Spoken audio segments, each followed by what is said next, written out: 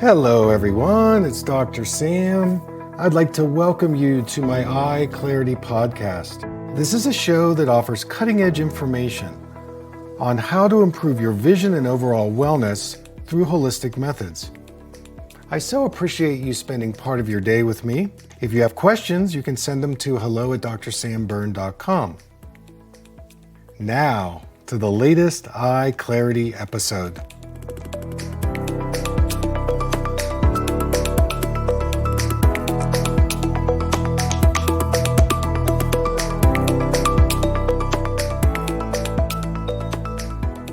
Hi everybody, Dr. Sam here, and we are at another EyeClarity podcast. So I want to talk about lazy eye. Another term for that is amblyopia. The reason why I bring this up is over the last 6 months, I have treated a number of children and adults who have been diagnosed with lazy eye.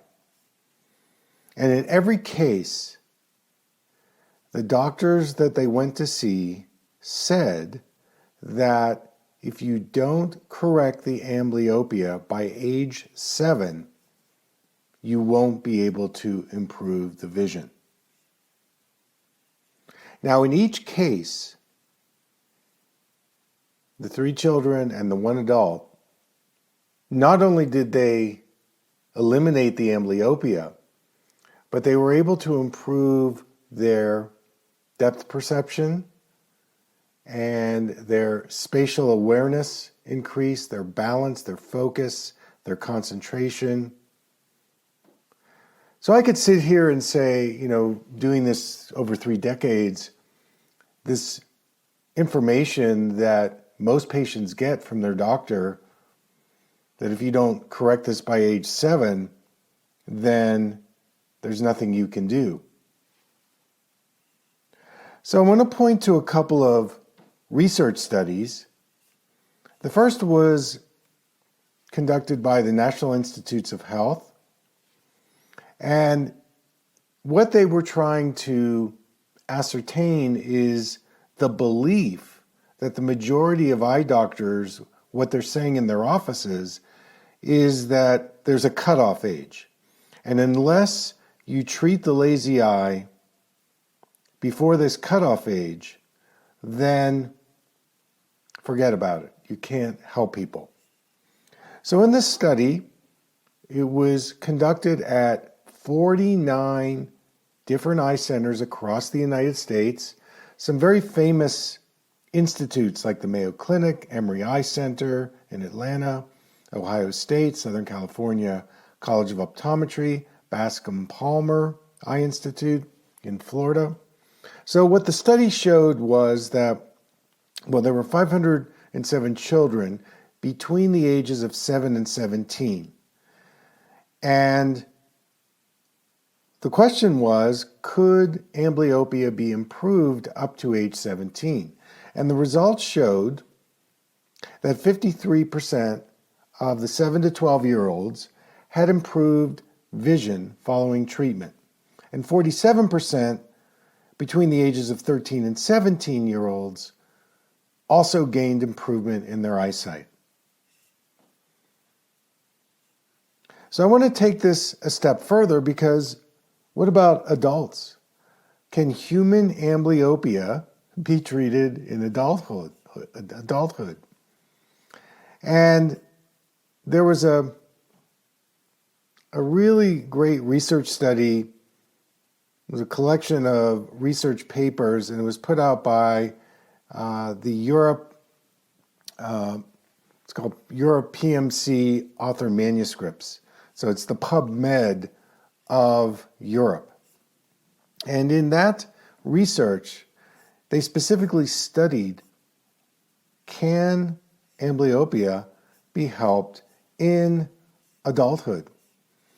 And without a doubt, the results showed that adults with amblyopia could restore several aspects of their visual function and perceptual learning. And in this form of binocular two-eyed therapy, they found that there was a really strong positive influence when you do things like daily visual stimulation, other broadband activities that would provide feedback to the adult so that they could again begin to stimulate and improve the lazy eye, the amblyopic eye, as it relates to the better seeing eye. So now we know that it is in the science, it's in the literature, even though, again, the eye doctors are saying, well, after a certain age, you can't really do anything. Clinically, over the years, I have seen incredible success stories with both children and adults who've been diagnosed with lazy eye vis-a-vis amblyopia. And the form of therapy where they patch the so-called good eye for 7 to 9 hours a day, again, really doesn't work. And the reason why it doesn't work is because our brain has to learn how to use our two eyes together as it relates to our body. I remember one of my teachers used to say, a vision problem is more than in the eye, it's in the whole person. We certainly got this philosophy when we were learning at the Gesell Institute, and many of my mentors really hammered that point in that you have to look at the whole person and not just the eyeball. And so in lazy eye, that's where an eye is maybe underdeveloped or it's not stimulated as much as the other eye. That just that term, lazy, you think about this, if you're called lazy, what happens? You start absorbing that negative connotation, and then you start thinking, well, maybe I am lazy. Maybe that's the reason why my life is a certain way, or my eye is a certain way, or how I am at school. And so this is kind of out there, but I call that, instead of lazy eye, I call it the eye that sees in a different way, in a different perspective, in another dimension. As many times that lazy eye, as the doctors call it, is a more sensitive eye. Maybe it's, we know vision is very connected to the brain. And depending on our developmental arc, things like, I know this again with some of the conventional doctors, they have no idea that this could even be an influence, but in utero, birth, and bonding, those experiences can profoundly affect our sensory motor development, our bilateral integration, how well our two sides of our brain, our eyes, and our body work together. And as an infant, there's a plasticity in the infant's system, again, sensory motor system. So if there are traumas, if there are, things that are out of the norm in terms of mom being able to bond. I remember a case recently where the mother brought the child to see me. He was 5 years old, and they're getting all these diagnoses like lazy eye and farsightedness and astigmatism. And in the evaluation, he had a developmental delay in his vision. His left eye was focused very far in the distance, and his right eye was focused very close up, at near. And his eyes were split. He wasn't able to use his eyes together, and it showed up in his body movement. It showed up in his very early infant reflexes. They weren't integrated. And the mom shared with me that at birth, she was trying to do a natural birth, and she had had a back injury. And at the very last minute, the doctor decided to do a general anesthesia on her and perform a C-section. So this created a birth trauma in mom and her son. And also because of the general anesthesia, she was knocked out. She wasn't able to get the initial immediate bonding that's so important when a newborn comes out, and the hormones that are created and the bonding energetically that's created was disrupted. And there were some other incidences early on which created this sensory motor confusion, and all the eye doctors were measuring was what was the eye chart reading at distance and the eye health. And they would just say, well, you failed the eye exam, let's put you into some glasses. So when you put a youngster in glasses, when they have a visual developmental delay, you're actually blocking or creating more of an obstacle for that child to learn how to hook their eyes up with their brain.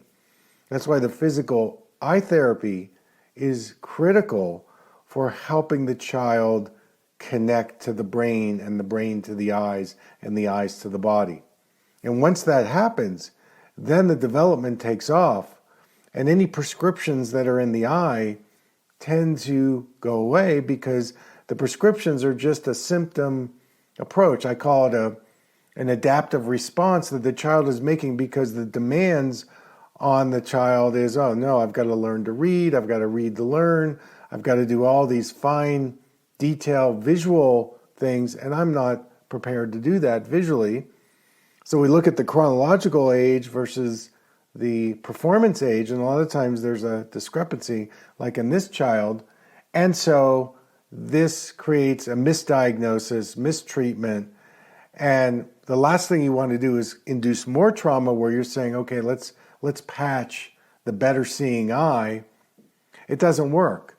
And all it does is create trauma in the family, in the child. And that's why the physical therapy that's very body-centered, coupled with things like craniosacral therapy, nutritional support, and so on, are great ways to help the child bridge the gap of the developmental delay, which in this case was showing up in the visual system.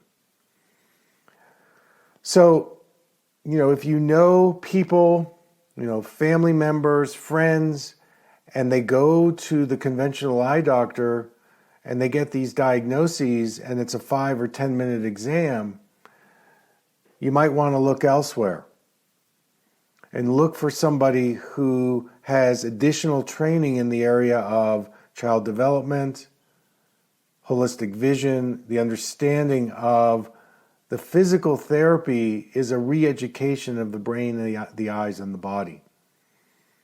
And so the research is there that we can improve lazy eye way into adulthood. I've seen it in my practice and in my workshops for many, many years. And then on a practical level, be very careful about slapping glasses on kids at a young age, because in most cases, it's going to stunt their visual development growth, and it's going to create a dependency and a weakness that is not going to serve the child in their perceptual learning, in their movement, in their decision making, in their sports, and it goes on and on. So that's my hot take on lazy eye, and I want to thank you again for tuning in today. Until next time, take care.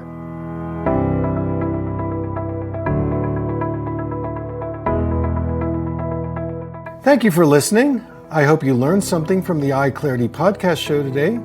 If you enjoyed the episode, make sure to subscribe on iTunes or Spotify and leave a review. See you here next time.